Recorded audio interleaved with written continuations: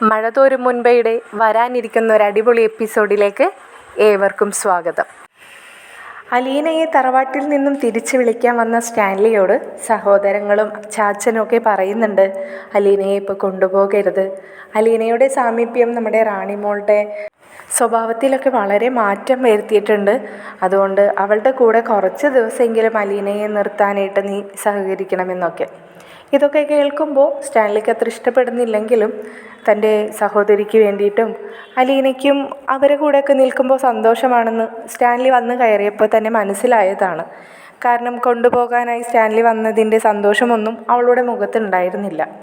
അവളെയും കുറ്റം പറഞ്ഞിട്ട് കാര്യമില്ലല്ലോ. വലിയൊരു ബംഗ്ലാവിൻ്റെ ഉള്ളിൽ കുറേ പട്ടികളും ഒരുപാട് സഹോദരങ്ങളുടെ ഇടയിൽ നിന്നും വന്ന അവൾക്ക് ഇതൊരു വല്ലാത്ത അസ്വസ്ഥതയുണ്ടാക്കുന്നുണ്ടെന്ന് സ്റ്റാൻലിക്ക് നന്നായിട്ട് അറിയാം. അപ്പോൾ അവൾക്കും കൂടി ഒരു സന്തോഷമൊക്കെ ആവട്ടെ എന്ന് കരുതി തന്നെ സ്റ്റാൻലി അതിന് സമ്മതിക്കുകയാണ്. സ്റ്റാൻലി അപ്പോൾ ഒരു വട്ടം കൂടി അവരോട് തീർത്ത് തന്നെ പറയുന്നുണ്ട്, റാണിമോളുടെ അസുഖം മാറുന്നത് വരെ അവൾക്കൊരു മരുന്നായിട്ട് എൻ്റെ മകളെ വിട്ടുകൊടുക്കാൻ ഞാൻ തയ്യാറല്ല. ഇതിപ്പോൾ 1-2 ദിവസം അവളിവിടെ നിന്നോട്ടെ, 2 ദിവസം കഴിയുമ്പോൾ ഞാൻ വന്ന് കൂട്ടിക്കൊണ്ടു പോകുക തന്നെ ചെയ്യുമെന്ന് സ്റ്റാൻലി വളരെ കടുപ്പിച്ച് തന്നെ പറയുകയാണ്. സ്റ്റാൻലിയുടെ സ്വഭാവം അറിയാവുന്നത് കൊണ്ട് തന്നെ സഹോദരങ്ങൾ തിരിച്ചൊന്നും പറയുന്നില്ല. ഇത് തന്നെ ഇപ്പോൾ ചാച്ചൻ ഒരുപാട് നിർബന്ധിച്ചത് കൊണ്ടാണ് സ്റ്റാൻലി സമ്മതിക്കുന്നതും. അലീനയോടും വീട്ടുകാരോടൊക്കെ യാത്ര പറഞ്ഞ് ഇറങ്ങാൻ നേരത്താണ് ചാച്ചൻ സ്റ്റാൻലിയോടായിട്ട് ചോദിക്കുന്നത്, ആരാണ് മനു എന്ന്. സ്റ്റാൻലിക്ക് ആ പേര് എവിടെയോ കേട്ട് പരിചയം തോന്നിയെങ്കിലും അതത്ര മനസ്സിലാവുന്നുണ്ടായിരുന്നില്ല. കാറിലേക്ക് കയറാനായിട്ട് ഡോറ് തുറന്ന സ്റ്റാൻലി ആ ഡോർ അടച്ചിട്ടിട്ട് ചാച്ചൻ്റെ അരികിലേക്ക് നടന്ന് ചെന്നുകൊണ്ട് ചോദിക്കുന്നുണ്ട്, ചാച്ചൻ ആരെക്കുറിച്ചാണ് ഈ ചോദിച്ചത് എന്ന്. അപ്പോൾ ഒരിക്കൽ കൂടി ചാച്ചൻ തന്നെ പറയുന്നുണ്ട്, എടാ ഈ മനു ആരാണെന്ന്. അല്ല, ചാച്ചൻ ഇങ്ങനെ പറയുമ്പോൾ എനിക്കതത്ര ക്ലിയർ ആവുന്നില്ല. എടാ, നിനക്ക് ഞാൻ ചോദിക്കുന്നത് മനസ്സിലാവാഞ്ഞിട്ടാണോ അതോ നീയും നാടകം കളിക്കുകയാണോ? അല്ല ചാച്ച, എന്താന്ന് ക്ലിയറായിട്ട് പറഞ്ഞാലല്ലേ എനിക്ക് മനസ്സിലാവത്തുള്ളൂ എന്ന്. നമ്മുടെ അലീനയുടെ ഫോണിലേക്ക് വന്നതാണ്. അവൾ പേര് സേവ് ചെയ്തിട്ടിരിക്കുന്നത് മനുവേട്ടൻ എന്നായിരുന്നു. അപ്പോൾ നിനക്കറിയുമോ എന്നറിയാൻ വേണ്ടിയിട്ടാണ് ഞാൻ ഈ ചോദിക്കുന്നത്. അലീന ആ ഫോണും എടുത്ത് മാറി നിന്ന് സംസാരിക്കുന്ന രീതികളൊക്കെ കണ്ടപ്പോൾ എനിക്കെന്തോ വല്ലാത്ത പോലെ തോന്നി. ഇപ്പോഴത്തെ പെൺകുട്ടികളുടെയൊക്കെ ഒരേ കാര്യമല്ലേ, നമ്മളാരും എന്തെങ്കിലും ഒന്ന് ചോദിച്ചാൽ അവർക്കതൊന്നും ഇഷ്ടപ്പെടത്തില്ല. പ്രത്യേകിച്ച് നമ്മുടെ കൂടെ വളർന്നൊരു പെൺകുട്ടിയല്ല അവൾ. ഇന്നലെ കയറി വന്നവളാണ്, പ്രായവും പക്വതയും എത്തിയവളാണ്. അവളോടൊക്കെ നമ്മൾ എങ്ങനെയാണ് ചോദിക്കുക, അല്ല ഞാൻ എങ്ങനെയാണ് ചോദിക്കുക എന്ന് കരുതിയിട്ടാ. ചാച്ചൻ അതൊന്നും വിചാരിക്കണ്ട. ചാച്ചന് അങ്ങനെ എന്തെങ്കിലും ഒരു സംശയം അവളുടെ നേരെ തോന്നിയെങ്കിൽ അത് ചാച്ചൻ അവളോട് തന്നെ ക്ലിയറായിട്ട് ചോദിക്കണം. ചാച്ചൻ ഈ പറഞ്ഞ പോലെ തന്നെയാണ്, ഇന്നലെയോ മിനിയാന്നോ വന്നവളാണ്. അതുകൊണ്ട് തന്നെ അവളുടെ രീതികളൊന്നും അറിയില്ല. പിന്നെ മറ്റൊരു കാര്യം പറയാം, ഈ ഒരാഴ്ച കൊണ്ട് തന്നെ ഒരു കാര്യം എനിക്ക് വ്യക്തമായിട്ടുണ്ട്, അവളെ പറ്റിക്കാനും ചതിക്കാനും ഒരാളും വിചാരിച്ചാൽ നടക്കുമെന്ന് തോന്നണില്ല എന്ന് സ്റ്റാൻലി വളരെ വ്യക്തമായിട്ട് തന്നെ ചാച്ചൻ്റെ അടുത്ത് പറയുന്നുണ്ട്. അപ്പോൾ ചാച്ചനോട് സ്റ്റാൻലി പറയുന്നുണ്ട്, ചാച്ചാ എനിക്ക് ആരാണെന്ന് മനസ്സിലായിട്ടില്ല. പിന്നെ എനിക്ക് ആ കാര്യത്തിൽ അത്ര ടെൻഷനും ഇല്ല. അവളെ അങ്ങനെ ഒരു സംശയവും ഇല്ല. ചാച്ചന് ഇനി അങ്ങനെ എന്തെങ്കിലും ഉണ്ടെങ്കിൽ അത് സൗകര്യപൂർവ്വം അവളോട് തന്നെ ചോദിച്ച് മനസ്സിലാക്കിക്കോളാൻ പറഞ്ഞുകൊണ്ട് സ്റ്റാൻലി തിരിച്ച് കാറിൽ കയറി കുളത്തൂപ്പുഴയിലുള്ള തൻ്റെ വീട്ടിലേക്ക് തന്നെ പോവുകയാണ്.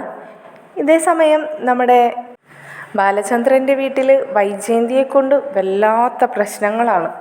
വൈജയന്തി ഇപ്പോഴും ഒരടിക്ക് പോലും ഒരാളും പറഞ്ഞാൽ കേൾക്കാത്തൊക്കെ ഒരു ക്യാരക്ടർ തന്നെയായിട്ട് ആണ് നിൽക്കുന്നത്. ഇടയ്ക്കിടയ്ക്ക് വൈജ ഇങ്ങനെ സ്വബോധമില്ലാത്ത പോലെ ഇങ്ങനെ പറഞ്ഞു നടക്കും.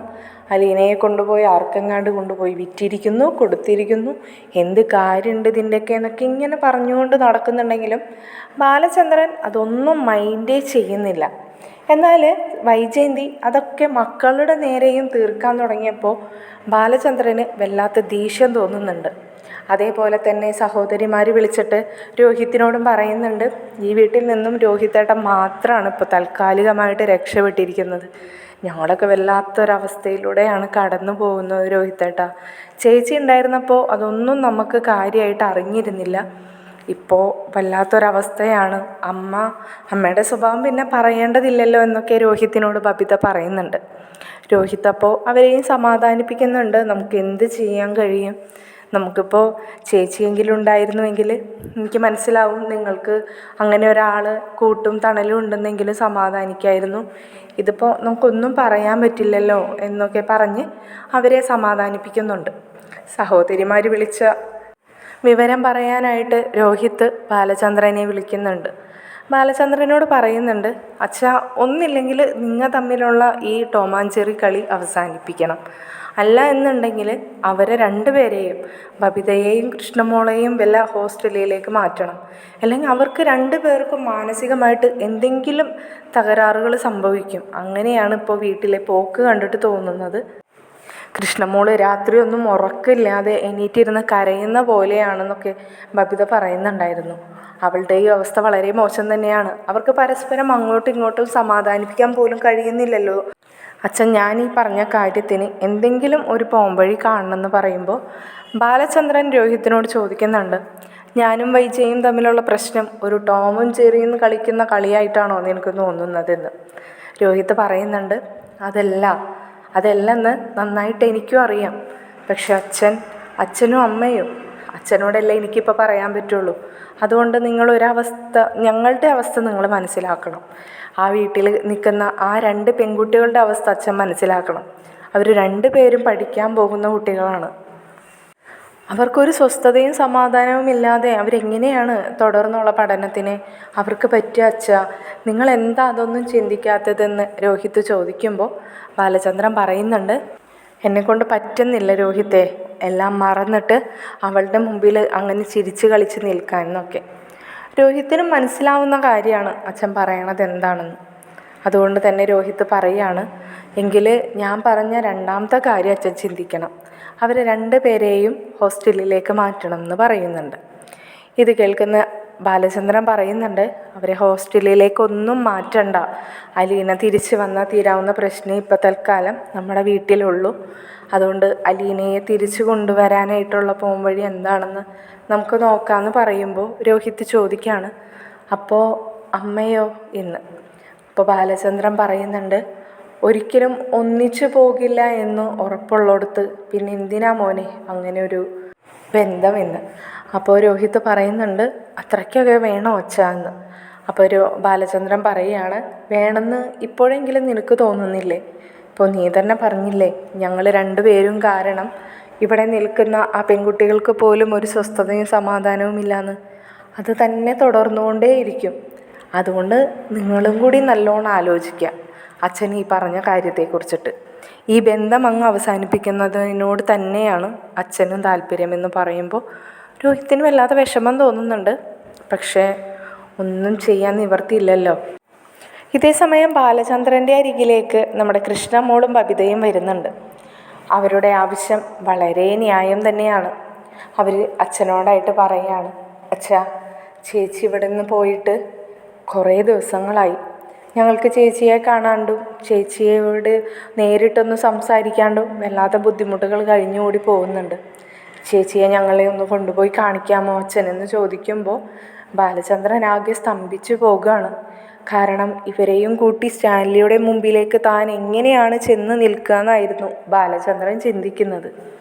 ബാലചന്ദ്രൻ അവർക്ക് മുമ്പിൽ ആകെ പെട്ടൊരവസ്ഥയിലായിപ്പോയി. സ്റ്റാൻലി താൽക്കാലികം അവരുടെ മുമ്പിൽ നിന്നും ഒഴിവാവാൻ വേണ്ടിയിട്ട് അവരോട് പറയുന്നുണ്ട്, നിങ്ങൾ ഇപ്പോൾ തൽക്കാലം സ്കൂളിൽ പോകാൻ റെഡിയാകുക, നമുക്ക് അതിനെക്കുറിച്ച് പിന്നീട് ആലോചിക്കാമെന്ന് പറയുകയാണ്. അച്ഛൻ കാര്യമായിട്ട് തന്നെ പറഞ്ഞതാണോ ഞങ്ങളെ ചേച്ചിയെ കാണാനായിട്ട് കൊണ്ടുപോകുമെന്ന് ചോദിക്കുമ്പോൾ ബാലചന്ദ്രൻ പറയുന്നുണ്ട്, കൊണ്ടുപോകാം, ഉറപ്പായിട്ടും കൊണ്ടുപോകാം. നിങ്ങളിപ്പോൾ തൽക്കാലം പോയിരുന്ന് പഠിക്കുമെന്ന് പറഞ്ഞുകൊണ്ട് അവരെ സ്കൂളിലേക്കൊക്കെ യാത്ര അയക്കുന്നുണ്ട്. ബാലചന്ദ്രനും ഓഫീസിലേക്ക് തിരിച്ചു പോവുകയാണ്. അങ്ങ് കൊട്ടാരമറ്റത്തിൽ രാവിലേക്കുള്ള ബ്രേക്ക്ഫാസ്റ്റ് ഉണ്ടാക്കുന്ന തിരക്കിലായിരുന്നു കിച്ചണിൽ ആൻസിയും അലീനയും ഒക്കെ. ആൻസിയും അലീനയും തമ്മിൽ സംസാരിക്കുന്നുണ്ട്. അലീന വാതോരാതെ തൻ്റെ സഹോദരങ്ങളെക്കുറിച്ചാണ് പറഞ്ഞുകൊണ്ടിരിക്കുന്നത്. കൃഷ്ണമോളും ബബിതയെയും രേവതിക്കുട്ടിയെയും ഒക്കെ ആൻസി കണ്ടിട്ട് പോലും ഇല്ലെങ്കിലും തനിക്ക് അവരൊക്കെ ഇപ്പോൾ കുറച്ച് സമയങ്ങൾ കൊണ്ട് തന്നെ അവരെയൊക്കെ ഒരുപാട് കണ്ടതും ഇടപഴകിയതുമായിട്ടൊക്കെയാണ് ആൻസിക്ക് തോന്നുന്നത്. ആൻസി അപ്പോൾ ചോദിക്കുന്നുണ്ട് അവരൊക്കെ എത്രയിലാണ് പഠിക്കുന്നത്, എന്തിനാണ് പഠിക്കുന്നത് എന്നൊക്കെ ചോദിക്കുന്നുണ്ട്. അലീന അപ്പോൾ അതിനൊക്കെ ആൻസർ പറയുന്നുണ്ട്. കൂട്ടത്തിൽ ശരണ്യയെക്കുറിച്ചൊക്കെ പറയുന്നുണ്ട് കേട്ടോ. അപ്പോൾ ശരണ്യയെക്കുറിച്ച് പറയുമ്പോൾ ഈ ന്യൂസ് ഞാൻ പേപ്പറിലും ടി വിയിലൊക്കെ കണ്ടായിരുന്നു. അതപ്പോൾ ആ രോഹിത്തായിരുന്നു അല്ലേ? പക്ഷേ ആ കുട്ടി നിരപരാധിയാണെന്നൊക്കെ തെളിഞ്ഞതുകൊണ്ട് പുള്ളിക്കാരൻ രക്ഷപ്പെട്ടൂലേ എന്നൊക്കെ ആൻസി പറയുമ്പോൾ അലീന പറയാണ് രക്ഷപ്പെട്ടു. അത് മാത്രമല്ല ഇപ്പം ഞങ്ങളുടെ കുടുംബത്തിൽ ഒരാളായി മാറുകയും ചെയ്തു അവൾ. പക്ഷേ ഇനി ഹരിയുടെ കാര്യത്തിൽ വലിയ ഉണ്ടാവുമെന്ന് എനിക്ക് തോന്നുന്നില്ല ആൻറ്റി. കാരണം അവൻ്റെ അച്ഛനും അവൻ്റെ ഏട്ടനും ഒക്കെ കൂടി ഒരുപാട് ശ്രമിക്കുന്നുണ്ട് അതിന് വേണ്ടിയിട്ട്. ഇതേ സമയത്തായിരുന്നു ഔതുക്കുട്ടി ചായൻ കിച്ചണിലേക്ക് കടന്നു വരുന്നത്. ആ സമയത്ത് തന്നെ നമ്മുടെ അലീന മനുവിനെക്കുറിച്ചും പറയുകയാണ്. മനുവേട്ടനും ഒരുപാട് നാണം കെട്ട് കിടക്കുകയാണ് ആൻറ്റി. അവൻ കാരണം, ഹരി കാരണം. മനുവേട്ടൻ ഒരുപാട് നാളായിട്ടിപ്പോൾ വർക്ക് അറ്റ് ഹോമൊക്കെ ചെയ്ത് നടക്കുക. മനുവേട്ടൻ ഇവിടെ എറണാകുളത്താണ് വർക്ക് ചെയ്യുന്നതേ. മനുവേട്ടന് ഇവിടെ എറണാകുളത്തോട്ട് വരാനും ഓഫീസിൽ എല്ലാവരെയും ഫേസ് ചെയ്യാനും ഒക്കെ ഭയങ്കര ബുദ്ധിമുട്ടെന്ന് പറഞ്ഞിട്ട് മനുവേട്ടൻ വരാറൊന്നുമില്ല എന്നൊക്കെ അലീന പറയുന്നത് കേട്ടുകൊണ്ട് തന്നെ കിച്ചണിൻ്റെ ഡോറിൻ്റെ ആ വാതിക്കൽ നിൽക്കുകയായിരുന്നു ഔതുക്കുട്ടിച്ചായൻ. അപ്പോൾ അദ്ദേഹത്തിന് ഇവർ തമ്മിൽ എന്തോ ബന്ധമുണ്ടെന്ന് കൂടി അദ്ദേഹത്തിന് മനസ്സിലാവാണ്. അലീനയെ ഒറ്റയ്ക്ക് കിട്ടുമ്പോൾ മനുവിനെ കുറിച്ച് ചോദിച്ചറിയണം എന്നൊക്കെ മനസ്സിൽ കരുതി നടക്കുകയായിരുന്നു കേട്ടോ ഔതുക്കുട്ടിച്ചായൻ. അതേ സമയത്ത് തന്നെയാണ് അലീന മനുവിനെ കുറിച്ച് പറയുന്നതും. ഇതേ സമയത്ത് റോബർട്ടിൻ്റെ മക്കൾ 2 പേരും അലീനയുടെ അരികിലേക്ക് ഓടി വരുന്നുണ്ട്. ചേച്ചി ഗുഡ് മോർണിംഗ് എന്നൊക്കെ പറഞ്ഞിട്ടാണ് കുട്ടികൾ എഴുന്നേറ്റ് വരുന്നത്. അപ്പോൾ അവർ വന്ന ഉടനെ തന്നെ അലീനയോട് പറയുന്നുണ്ട് ചേച്ചി തന്നെ ബ്രഷ് ചെയ്യിക്കണം, ചേച്ചി തന്നെ കുളിപ്പിക്കണം, ചേച്ചി തന്നെ ഒരുക്കി തരണം എന്നൊക്കെ പറയുന്നത് കേട്ടിട്ട് ആൻസി പറയുന്നുണ്ട് ചേച്ചി ഇവിടെ നിന്ന് പോയി കഴിയുമ്പോൾ നിങ്ങൾ എന്ത് ചെയ്യും? ഇന്നലെ തുടങ്ങി ആ പെൺകുട്ടിയായിട്ട് ഇങ്ങനെ ബുദ്ധിമുട്ടിക്കുന്നതല്ലേ എന്നൊക്കെ ആൻസി പറയുന്നത് കേട്ടിട്ട് അലീന പറയുന്നുണ്ട് അതൊന്നും കുഴപ്പമില്ല, എനിക്കതൊക്കെ ഇഷ്ടമുള്ള കാര്യമാണെന്ന് ഞാൻ പറഞ്ഞതല്ലേ, അങ്ങനെ പറയരുത്, അവരെന്നെ അനിയന്മാരല്ലേ, ഇത്ര ചെറിയ അനിയനെയും അനിയത്തിയെയും കിട്ടിയല്ലോ എന്നുള്ളതാണ് ഇപ്പം എൻ്റെ സന്തോഷം.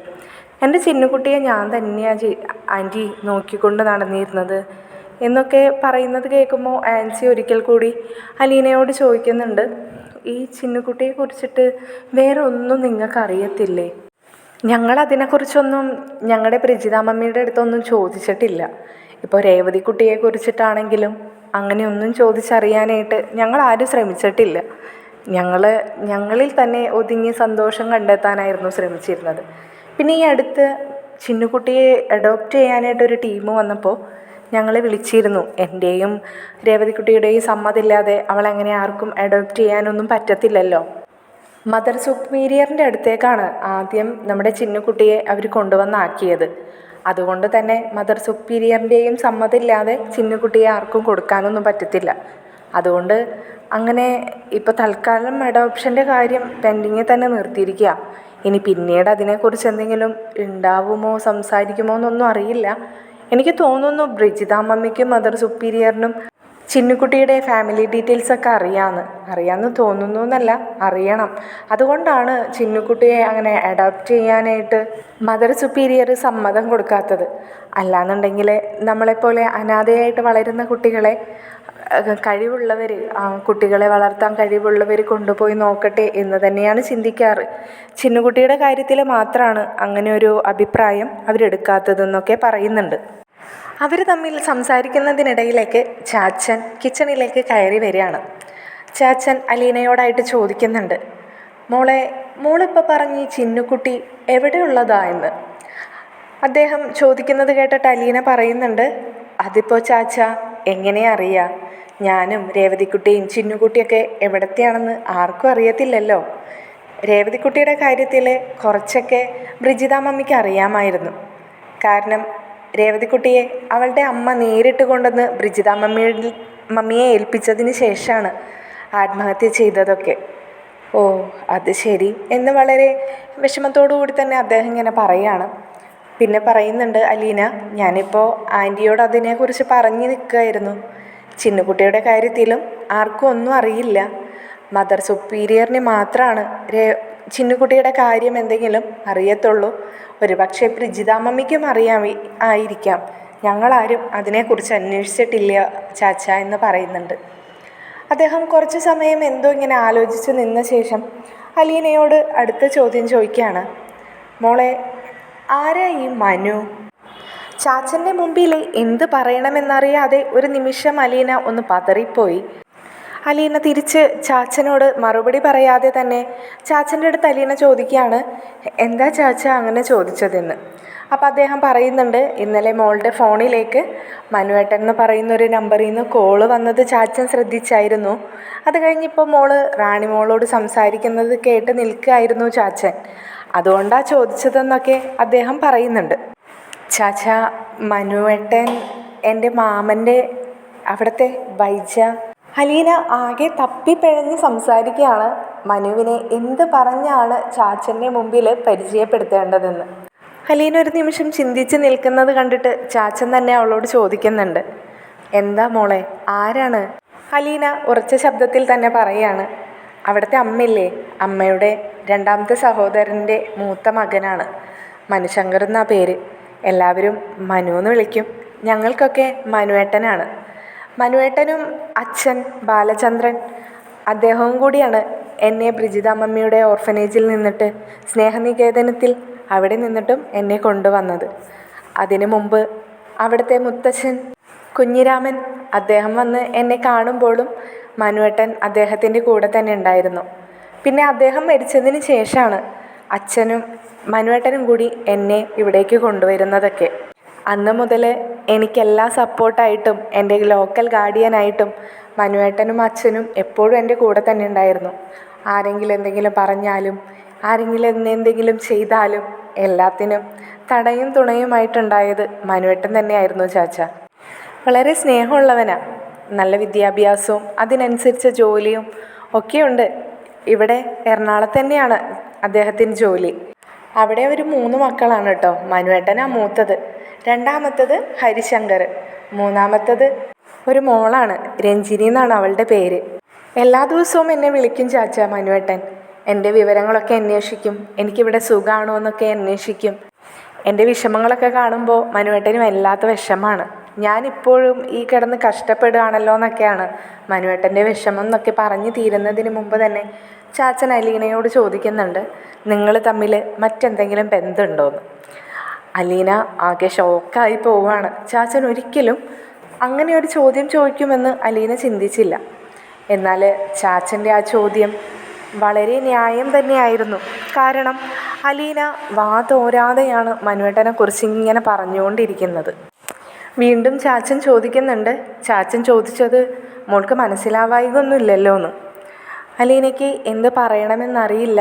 എങ്കിലും അവൾ ആരോടും കള്ളം പറഞ്ഞ് ശീലിക്കാത്തത് കൊണ്ട് തന്നെ അലീന പറയുന്നുണ്ട്, ചാച്ച, മനുവേട്ടന് എന്നെ ഇഷ്ടമാണ്, വിവാഹം കഴിക്കാൻ താല്പര്യമുണ്ടെന്ന് എന്നോടും അച്ഛനോടും മനുവേട്ടൻ്റെ വീട്ടിലൊക്കെ പറഞ്ഞു വെച്ചിരിക്കുന്ന കാര്യമാണ്.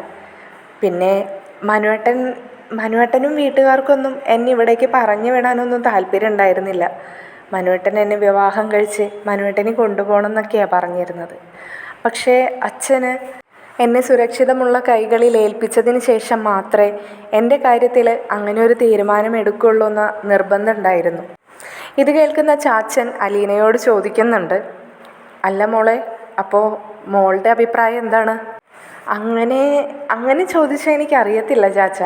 ഞാൻ ആരോടും സമ്മതമാണെന്നോ എനിക്ക് മനുവേട്ടനെ വിവാഹം കഴിക്കാൻ തയ്യാറാണെന്നോ ഒന്നും ഞാൻ ആരോടും പറഞ്ഞിട്ടില്ല. അതിനെക്കുറിച്ചൊന്നും ഞാൻ ചിന്തിച്ചിട്ടുമില്ല. സത്യം പറഞ്ഞാൽ എനിക്ക് ചിന്തിക്കാനുള്ളൊരു സമയം കിട്ടിയിട്ടില്ല എന്ന് തന്നെ വേണം പറയാൻ. ഞാൻ അവിടെ അച്ഛൻ്റെയും എൻ്റെ സഹോദരങ്ങളുടെയൊക്കെ കൂടെ നിൽക്കുമ്പോഴും എനിക്ക് അവിടുത്തെ കാര്യങ്ങൾ നോക്കാനും എൻ്റെ സഹോദരങ്ങളുടെ കാര്യങ്ങൾ നോക്കാനും തന്നെ എനിക്ക് സമയം കിട്ടാത്ത പോലെയായിരുന്നു. പിന്നെ എന്നും ഓരോരോ ടെൻഷനല്ലേ. അച്ഛൻ എനിക്ക് വേണ്ടിയിട്ട് ഇവിടെ തിരഞ്ഞു നടക്കുന്ന സമയത്തും അച്ഛനെക്കുറിച്ച് ആലോചിച്ചിട്ടായിരുന്നു ടെൻഷൻ. അച്ഛൻ 2 വട്ടം കാർഡിയാക് അറസ്റ്റ് വന്ന ഒരാളാണ്. അദ്ദേഹം ഓരോ യാത്രകളൊക്കെ ചെയ്യുമ്പോഴും തിരിച്ചു വരാൻ വൈകുമ്പോഴും എനിക്ക് വല്ലാത്ത ടെൻഷനായിരുന്നു ചാച്ച. അതിനിടയിൽ ചാച്ചൻ ഈ ചോദിച്ച ചോദ്യം ഞാൻ എന്നോട് പോലും ചോദിച്ചിട്ടില്ല. എന്നോട് പലപ്പോഴായിട്ട് മനുവേട്ടനായിട്ടും എൻ്റെ സഹോദരങ്ങളായിട്ടും എല്ലാവരും ചോദിച്ചതാണ്. എന്തിനു പറയുന്നു, അച്ഛൻ പോലും എന്നോട് ചോദിച്ചിട്ടുണ്ട്. അവരോടൊക്കെ പറയാൻ എനിക്ക് ഈ മറുപടി മാത്രമേ ഉണ്ടായിട്ടുള്ളൂ. പക്ഷേ മനുവേട്ടൻ എൻ്റെ കൂടെ ഉള്ളപ്പോൾ എനിക്ക് സന്തോഷമാണ്. ഞാൻ വളരെ സുരക്ഷിതയാണെന്നൊക്കെ എനിക്ക് തോന്നാറുണ്ട്. ഇതൊക്കെ കേൾക്കുന്ന ചാച്ചൻ എന്തൊക്കെയോ ആലോചിച്ച് നിന്നിട്ട് കണ്ണുകളൊക്കെ നിറഞ്ഞൊഴുകുകയായിരുന്നു. അലീനയ്ക്ക് എന്താണെന്ന് മനസ്സിലായില്ല. ആൻസിയും പെട്ടെന്ന് ചാച്ചൻ്റെ ആ നിൽപ്പും കണ്ണിലെ ആയ കണ്ണുനീരൊക്കെ കണ്ടിട്ട് ആൻസിക്കും വല്ലാത്തൊരു വിഷമം തോന്നുകയാണ്. ആൻസി ചെന്നിട്ട് ചാച്ചനെ തൊട്ട് വിളിക്കുന്നുണ്ട്. ചാച്ച, ഇതെന്ത് പറ്റി, എന്തിനിങ്ങനെ വിഷമിക്കുന്നതെന്ന് ചോദിക്കുന്നുണ്ട്. ചാച്ചനൊരു നിമിഷം അലീനയെ തോളിൽ കൈവച്ചുകൊണ്ട് അവളുടെ തലയിൽ തലോടിക്കൊണ്ട് ചാച്ചൻ പറയുകയാണ്, മോളെ, മനസ്സിൽ ഇപ്പോൾ നിൻ്റെ ഒന്നുമില്ല എങ്കിൽ ഇനി പുതിയതായിട്ട് നീ ഒന്നും കയറ്റി വെക്കരുത്. അത് ഒരു ചാച്ചൻ എങ്ങനെയാണൊരു പേരക്കുട്ടിയോട് പറഞ്ഞ് മനസ്സിലാക്കി തരേണ്ടതെന്ന് ചാച്ചനെ അറിയത്തില്ല. പക്ഷെ എങ്കിലും ഞാൻ എൻ്റെ മോളോട് പറയട്ടെ, ആ മുറിയിൽ ഒരുത്തി കിടക്കുന്ന കിടപ്പ് നീ കണ്ടിട്ടുള്ളതാണല്ലോ. ഇങ്ങനെ ഒരു ജീവിതമല്ലല്ലോ അവൾക്ക് മുമ്പിൽ ഞങ്ങളെല്ലാവരും പ്രതീക്ഷിച്ച് നിന്നത്. എനിക്ക് 4 ആൺമക്കൾക്കൊടുവിൽ കർത്താവിനോട് മനസ്സുരുകി പ്രാർത്ഥിച്ച് കർത്താവിൻ്റെ കൈകളിലേക്ക് വെച്ച് തന്നതാണ് എനിക്കൊരു മാലാഖ കുഞ്ഞിനെ. അവളെ ഞാൻ എങ്ങനെയാണ് വളർത്തി പോറ്റി കൊണ്ടുവന്നതെന്ന് എനിക്കും മരിച്ചുപോയ ചിന്നമ്മയ്ക്കും മാത്രമേ അറിയത്തുള്ളൂ. അവളുടെ സഹോദരന്മാർക്കും അങ്ങനെ തന്നെയായിരുന്നു. അവരൊക്കെ ഒരുപാട് വലുതായതിനു ശേഷമാണല്ലോ അവൾ ജനിച്ചത്. അവരുടെ മുമ്പിൽ ഒരു കളിപ്പാട്ടം പോലെയായിരുന്നു. കയ്യിലും തലയിലും താഴ്ത്തും ഒന്നും വയ്ക്കാതെ കൊണ്ട് നടന്ന കുഞ്ഞു പെങ്ങളാണ്. ഇപ്പോൾ കണ്ടില്ലേ അവളുടെ അവസ്ഥ. കർത്താവ് അവൾക്ക് വിധിച്ച വിധി അതായിരിക്കാം, ഇല്ലെന്ന് പറയുന്നില്ല. പക്ഷേ അന്ന് മുതൽ ചാച്ചന് ഈ പ്രേമവും ഈ പ്രേമകല്യാണവും ഒന്നും മനസ്സുകൊണ്ട് പിടിക്കത്തില്ല. ഇന്നലെ മുതൽ നിൻ്റെ ഫോണിൽ ആ നമ്പർ വന്ന് നീ അവനുമായി സംസാരിക്കുന്നത് കണ്ടപ്പോൾ മുതൽ ചാച്ചൻ്റെ മനസ്സിൽ റാണിമോളുടെ മുഖം മാത്രമേ ഉണ്ടായിരുന്നുള്ളൂ. അതുകൊണ്ടാണ് എൻ്റെ മോളോട് ചാച്ചൻ ഇതൊക്കെ പറയുന്നത്. എൻ്റെ മോളുടെ മനസ്സിൽ മനു എന്ന് പറയുന്ന ആളെക്കുറിച്ചിട്ട് ഒരു ദൈവതുല്യനായി ചിത്രം മാത്രമേ ഉണ്ടാവാൻ പാടുള്ളൂ. അതിനപ്പുറത്തേക്ക് മോളൊന്നും മനസ്സിൽ കയറ്റി വയ്ക്കാൻ പാടില്ല. എന്ത് പറയണമെന്ന് പോലും അറിയാതെ അലീന ആകെ ഷോക്കായി നിൽക്കുകയാണ്. തൻ്റെ മനസ്സിൽ മനുവേട്ടനോട് ഒരുപാട് സ്നേഹമുണ്ട്. ആ സ്നേഹത്തിൻ്റെയൊക്കെ അർത്ഥം പ്രണയമാണോ അതോ വിവാഹം കഴിച്ച് ഒരുമിച്ച് ജീവിക്കണമെന്നതാണോ എന്നു പോലും അലീനയ്ക്കറിയില്ല. പക്ഷേ എന്തുകൊണ്ടോ ചാച്ചൻ ഇത്രയൊക്കെ പറഞ്ഞപ്പോൾ അലീനയുടെ മനസ്സാകെ പിടയാൻ തുടങ്ങി. കണ്ണിൽ വന്ന കണ്ണുനീര് അവൾ സ്വയം മറച്ചു വെച്ചു. അലീന ഒരു നിമിഷം ചിന്തിച്ചു പോയി. ഒരുപാട് ബന്ധങ്ങൾക്കിടയിൽ താനാകെ അകപ്പെട്ടു പോയതുപോലെ തനിക്ക് തോന്നി. താൻ ജീവന് തുല്യം സ്നേഹിക്കുന്നവരിൽ നിന്നും താൻ അകന്നു പോവുകയാണോ? ഇതുപോലെ തന്നെ എല്ലാവരെയും തനിക്ക് വേണ്ടെന്ന് വെക്കേണ്ടി വരുമോ എന്നൊക്കെ ചിന്തിച്ച് അലീന വല്ലാതെ വിഷമിച്ച് നിൽക്കുകയായിരുന്നു. എന്നാൽ റാണിമോൾക്ക് അലീനയുടെ വിഷമവും സങ്കടവും ഒക്കെ ആ മുഖത്ത് നിന്നും മനസ്സിലാകുന്നുണ്ടായിരുന്നു. ചാച്ചൻ അലീനയുടെ മുഖത്തേക്ക് പോലും നോക്കുന്നുണ്ടായിരുന്നില്ല. അലീനയോടായിട്ട് ചാച്ചൻ പറയുന്നുണ്ട്, എൻ്റെ കുട്ടിക്ക് യോജിച്ച ഒരാളെ കർത്താവ് ഞങ്ങളുടെ മുമ്പിൽ എത്തിച്ചു തരും. ഇത്രയും കാലം നീ അനുഭവിച്ച കണ്ണുനീരിനും മനോവിഷമങ്ങളും ഒക്കെ മാറ്റിയെടുക്കാൻ പറ്റുന്നവനെ ഒരുത്തനെ ആയിരിക്കും കർത്താവ് കൊണ്ടുവന്ന് തരാം. അവൻ മതി മോളെ നിനക്ക്. അതിനുശേഷം കുറേ സമയം ആ കിച്ചണിൽ ആകെ നിശബ്ദമായിരുന്നു. ചാച്ചനും അലീനയും ആൻസിയും ഒന്നും തന്നെ പരസ്പരം സംസാരിക്കുന്നുണ്ടായില്ല. ഇതേ സമയത്താണ് റോബർട്ട് പെട്ടെന്ന് ചാച്ചനെ വന്ന് വിളിക്കുന്നത്. ചാച്ച, ദേ ആ ടോണി പിന്നെയും വന്നിരിക്കുന്നു. പുതിയ പ്രശ്നങ്ങളുമായിട്ടാണെന്ന് തോന്നുന്നു അവൻ്റെ വരവ്. ഇത് കേട്ടതും ചാച്ചനും റോബർട്ടും പുറത്തേക്ക് വളരെ ധൃതിയിൽ തന്നെ പോകുന്നത് കണ്ട് അലീന ആൻസിയെ നോക്കുകയാണ്. ആൻസിയോടായി അലീന ചോദിക്കുന്നുണ്ട്, എന്താ ആൻറ്റി, എന്തെങ്കിലും പ്രശ്നമുണ്ടോ എന്ന്. അപ്പോൾ ആൻസി അലീനയോടായി പറയുന്നുണ്ട്, അത് നമ്മുടെ റാണിമോളുടെ ഹസ്ബൻഡാണെന്ന്. തുടർന്നുള്ള വീഡിയോയുമായി അടുത്ത എപ്പിസോഡിൽ കാണുന്നതായിരിക്കും. നിങ്ങൾക്ക് ഈ ചാനലും വീഡിയോസും ഇഷ്ടപ്പെടുന്നുണ്ടെങ്കിൽ ചാനൽ ലൈക്ക് ചെയ്യാനും കമൻറ്റ് ചെയ്യാനും സബ്സ്ക്രൈബ് ചെയ്യാനും മറക്കരുതേ. ശുഭരാത്രി.